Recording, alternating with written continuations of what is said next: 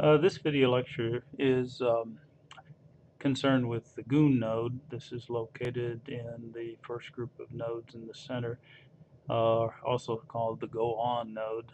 We can click and drag one up to the center of our network layout. The GOON node can be used really just as a connector, so you can use it to model decision points in the network where you may branch to different parts of the network depending upon what this particular node is used for. So for example, if we set one up here, call it decision, we're going to use this to model an incoming entity where the entity is inspected here, and then 10% fail inspection. They go to one part of the network, and another 90% pass inspection, and they go to a second part of the network. So to start off, we can have an activity coming into this node just to represent the arrival of entities to the decision point.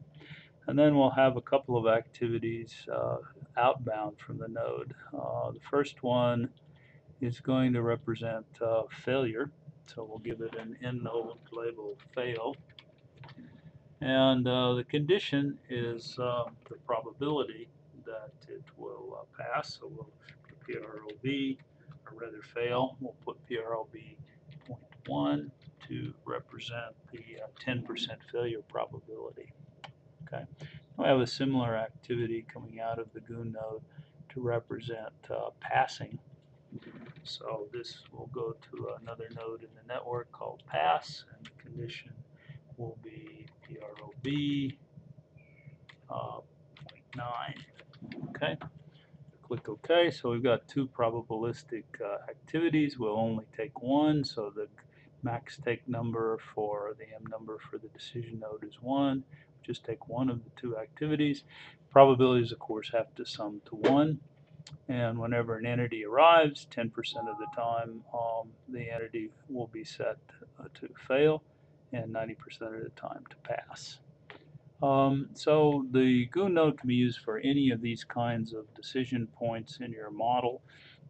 Typically, these are logical decisions in the model. They don't necessarily represent passage of time. You can see in this example, I didn't put any time parameters on any of the activities. Of course, they could have time parameters, but it's not required. That's about it for the GOON node. So we'll proceed to the next video lecture.